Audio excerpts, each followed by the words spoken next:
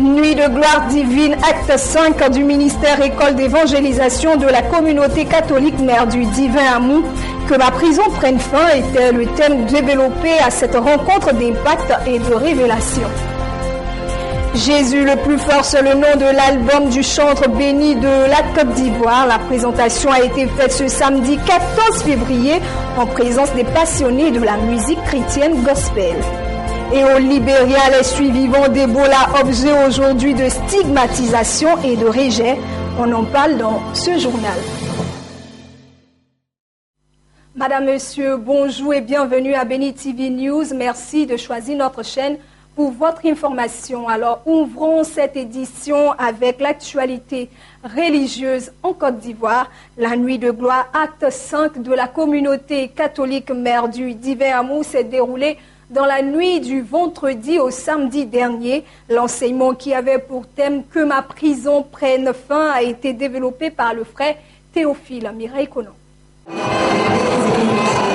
La réalité des prisons spirituelles et comment en sortir.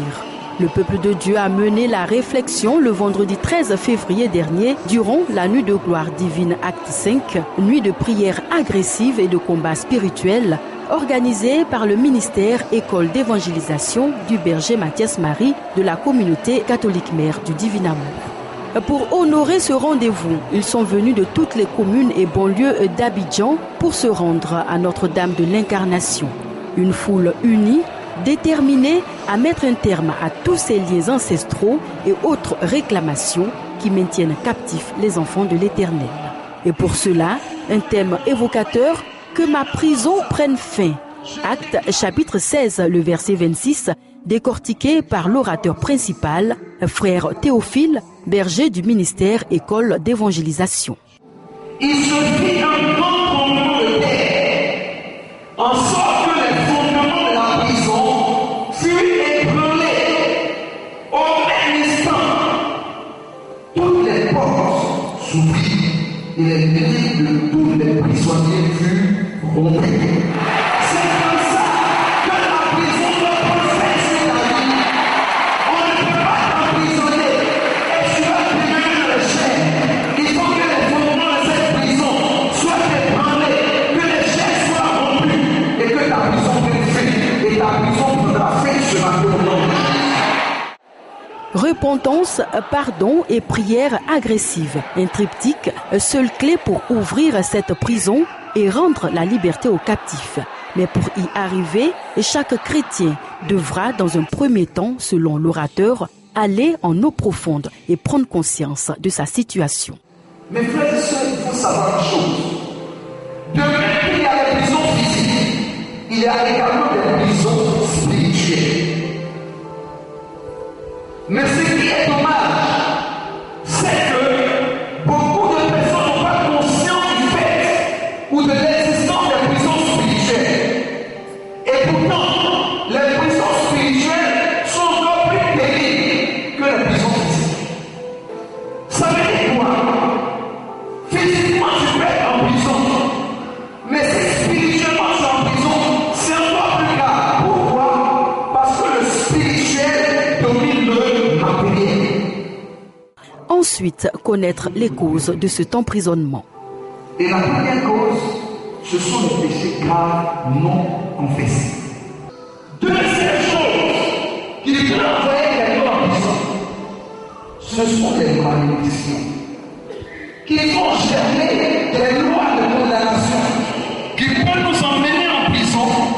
Ce sont les alliances contractées par nous-mêmes ou par nos ascendants.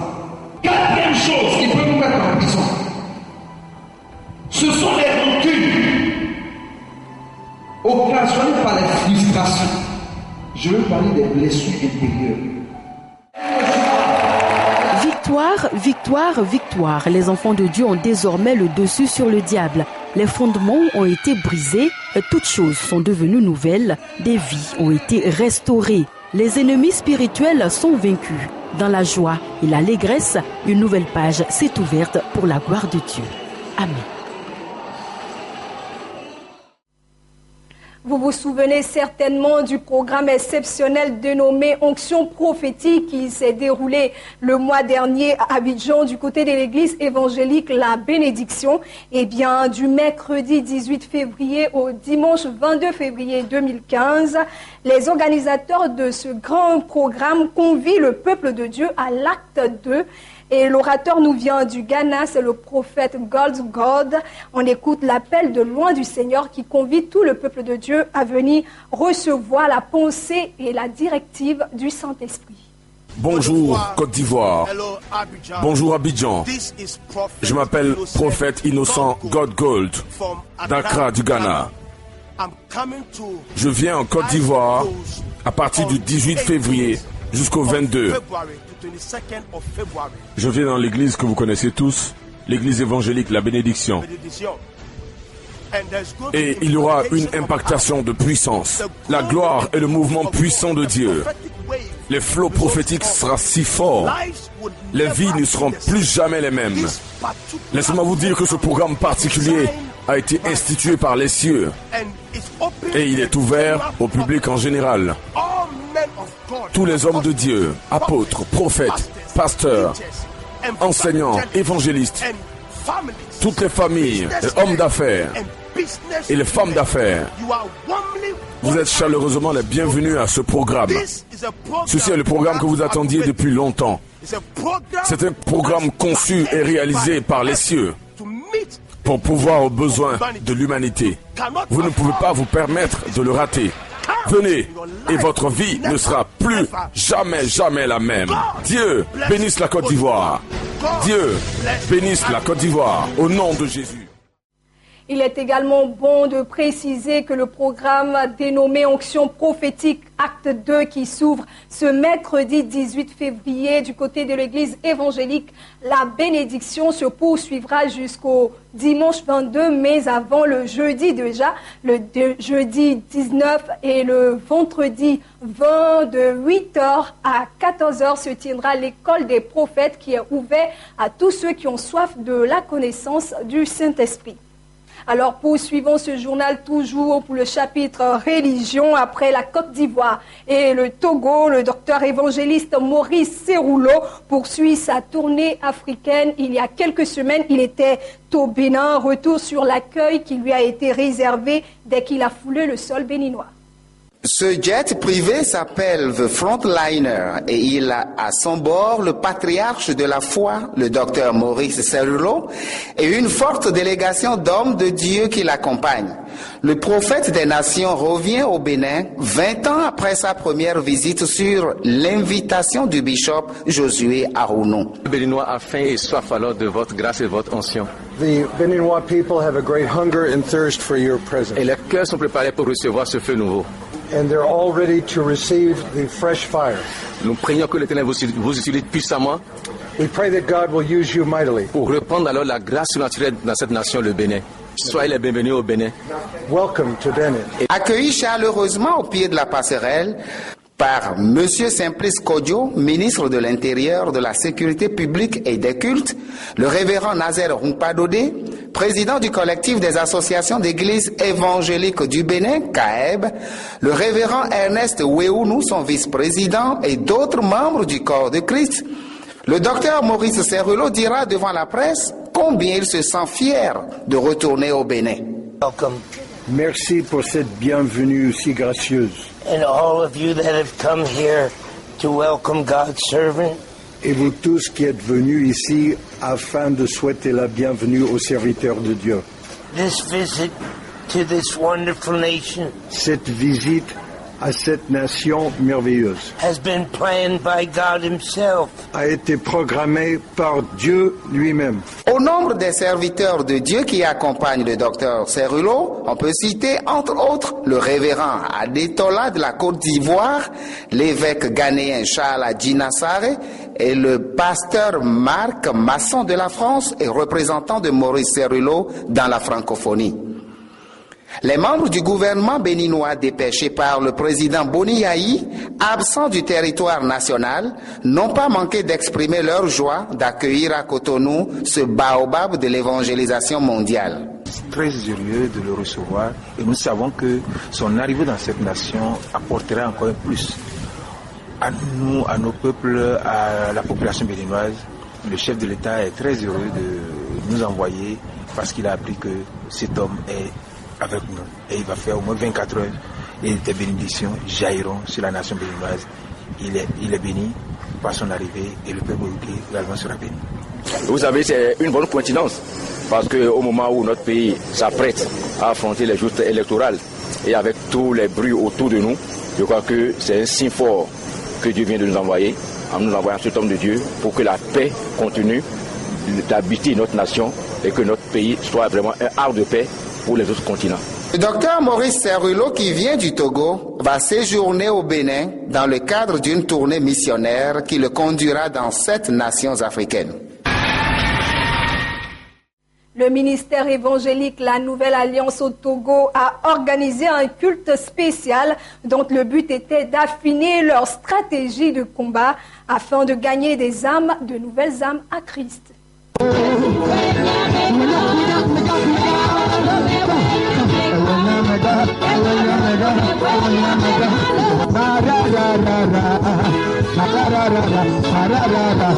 Ce culte spécial au ministère évangélique La Nouvelle Alliance du Togo marque le point de départ pour une nouvelle stratégie de conquête des âmes à Christ. Il y a des moments, Satan croit qu'il t'a eu. Mais il ne sait même pas que l'épreuve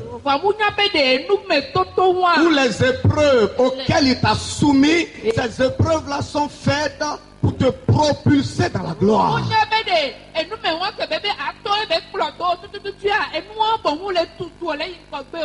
Écoutez-moi bien. Ne fuyez pas les défis. Mais c'est les défis qui vont vous élever. Au cours de cette année 2015, le ministère a pour objectif principal de sauver et d'amener plus d'âmes à l'Éternel. Dans cet élan, l'apôtre Doublé Eugène a choisi d'associer cette vision à celle de la chaîne des bénédictions Béni TV Togo.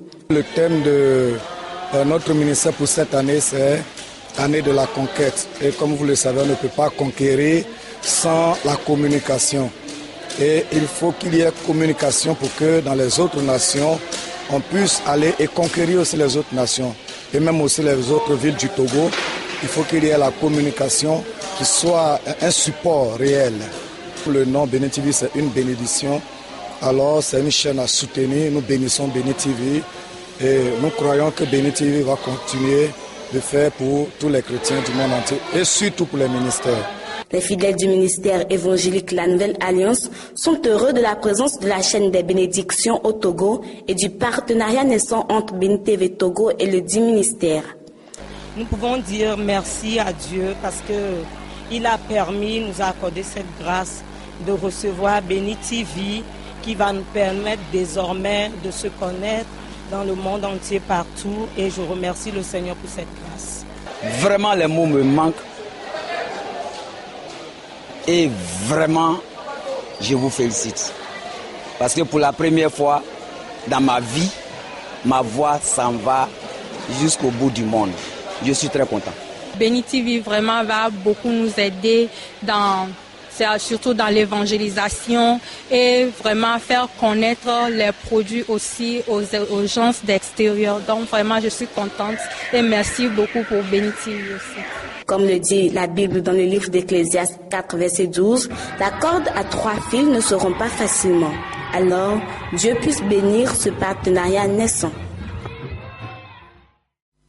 Le reportage est signé Thérèse Dos Santos. Alors, terminons et refermons le chapitre religion avec la présentation d'un album, celui du chantre béni de la Côte d'Ivoire, ce samedi 14 février 2015 à la chapelle des Moissonneurs à Abidjan. Le chantre béni a présenté officiellement sa toute première œuvre musicale intitulée Jésus le plus fort. Mireille Conan.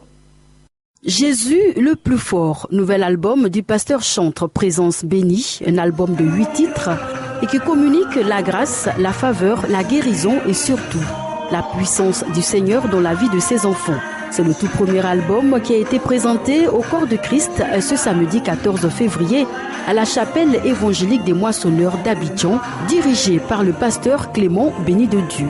Durant cette belle cérémonie, la chantre a montré un aperçu aux invités.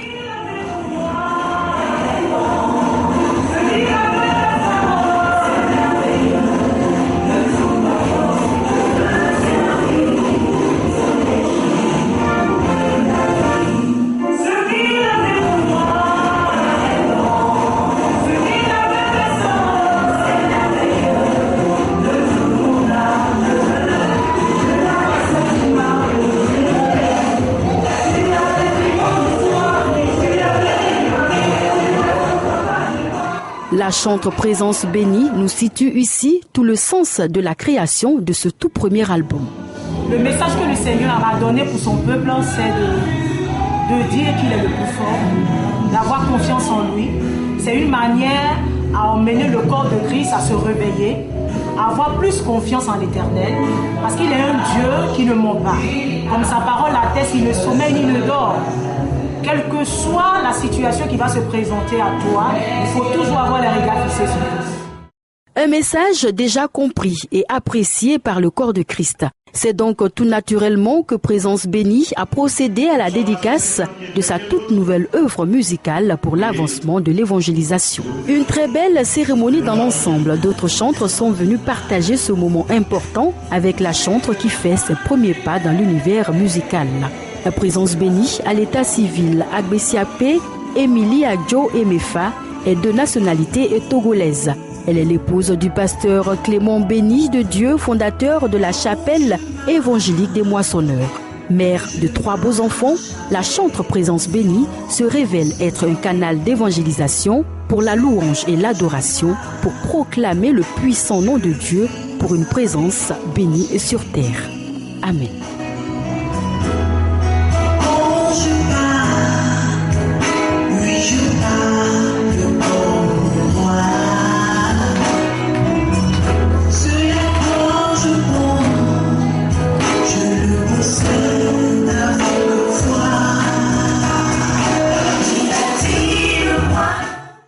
Dirigeons-nous à présent en Égypte. Ces images pourraient choquer, à leur âme sensible s'abstenir. Ces images que vous verrez tout à l'heure proviennent du groupe État islamique. Les djihadistes de cette organisation ont diffusé il y a 2 jours une vidéo montrant la décapitation de 21 hommes, tous égyptiens de confession chrétienne, kidnappés en Libye. L'État a décrété à ce propos un deuil national. Attention, ces images peuvent choquer. Il s'agit d'images de propagande de l'organisation État islamique. Un acte horrible de plus. Le groupe djihadiste a diffusé hier une vidéo montrant la décapitation d'hommes qu'il présente comme 21 Égyptiens de confession chrétienne copte récemment kidnappés en Libye. Un assassinat immédiatement condamné par le président Al-Sisi qui a annoncé un deuil national de 7 jours et la convocation du Conseil national de la défense. Le chef de l'État souligne dans une allocution télévisée que son pays se réserve le droit de répliquer de la manière et au moment adéquat pour punir ces assassins. Je cite. L'Église copte orthodoxe a dénoncé un crime abominable. Et Al-Azhar, l'une des plus prestigieuses institutions théologiques de l'islam sunnite basée au Caire, a qualifié ces exécutions de barbares.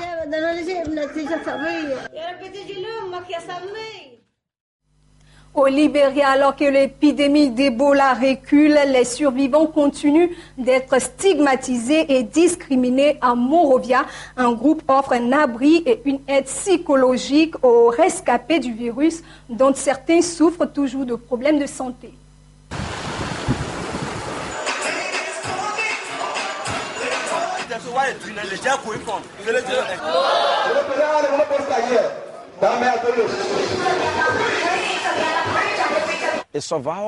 Des survivants qui étaient atteints d'Ebola ont été interdits d'accès aux puits de leur communauté alors qu'ils allaient chercher de l'eau, ou bien empêchés d'aller acheter de la nourriture au marché.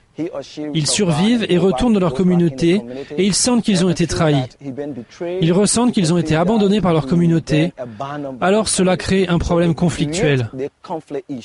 Alors nous essayons de les aider, de refaçonner leurs esprits pour qu'ils puissent retourner dans la communauté et être assistés par nos bénévoles pour pouvoir se réconcilier avec ceux qui ont dit du mal d'eux, avec ceux qui disent des choses négatives, ceux qu'ils ont rejetés. Je travaillais en tant que secrétaire général pour l'association des jeunes de notre communauté. Mais quand je suis revenue de l'unité de transmission d'Ebola, ils m'ont demandé de ne plus participer aux réunions. Et même à la pompe où on puisait de l'eau, on m'a demandé de ne plus aller chercher de l'eau. Il y avait des gens qui me suivaient partout où j'allais. Ils voulaient voir ce que je touchais, ce que je faisais. Alors c'était vraiment, vraiment décourageant.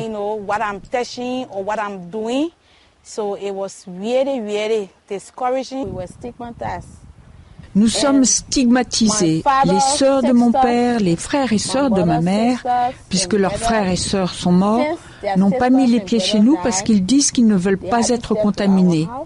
Alors même notre famille nous stigmatise.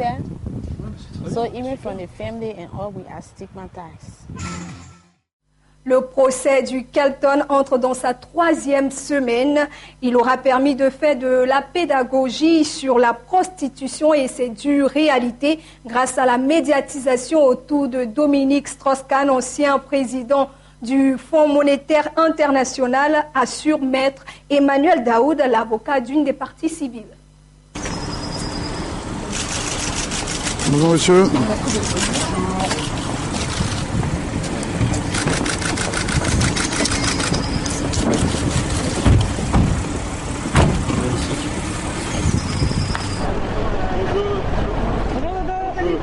Très bien, je reviens. Vous l'avez dit, il y aura un avant et un après, et j'espère que les uns et les autres, nous tous ici, nous arrêterons de détourner le regard, nous arrêterons d'avoir des sourires de connivence, nous arrêterons de rigoler de ce qu'elle a fait lorsqu'on parlera de la prostitution et des prostituées désormais. C'est le procès aussi de la vulgarité, de l'obscénité, d'une forme d'impunité, comme si l'argent permettait tout, acheter des corps, acheter des prestations, mais on voit que face au juge, l'argent ne permet pas tout et qu'il faut rendre des comptes, au moins sur le plan social. Pour ce qui concerne de la compassion évoquée par M. Dominique Strauss-Kahn la semaine dernière, les prostituées n'en veulent pas, car la compassion, cela veut dire éprouver du respect pour la souffrance d'autrui, la comprendre, éprouver cela et essayer de la réparer avec une intention d'amour. Vous avez vu tout au long de ces débats ce qu'il en était du respect accordé par M. Dominique Strauss-Kahn à l'égard des femmes. Alors sa compassion et son amour, il les garde. Et terminons en sport, précisément en athlétisme. Usain Bolt continuera de courir. C'est ce qu'a décidé la star du sprint qui a reculé l'âge de son départ à la retraite à 31 ans. Il sera donc présent aux Jeux olympiques de Rio l'an prochain et participera également aux championnats du monde de Londres en 2017. Usain Bolt restera en course jusqu'en 2017. La star du sprint a reculé l'âge de sa retraite à 31 ans, histoire de cotiser une année de plus auprès de ses sponsors, car c'est son équipementier qui l'a convaincu de prolonger son règne jusqu'au championnat du monde de Londres. Usain Bolt voulait à l'origine s'arrêter de courir après les Jeux olympiques de Rio l'an prochain. Le sextuple champion olympique va mettre à profit ses 2 années et demie pour continuer à se battre contre le chrono et contre lui-même, puisqu'il détient les records du monde du 100 mètres et du 200 mètres. Objectif, passer sous la barre des 19 secondes sur le demi-tour de piste. Voici, c'est ici que prend fin ce journal qui vous a été proposé par l'ensemble de la rédaction. Je suis Irène Bailly, je vous retrouve demain, même chaîne d'ici là. Prenez soin de vous et des autres et n'oubliez pas que Jésus vous aime.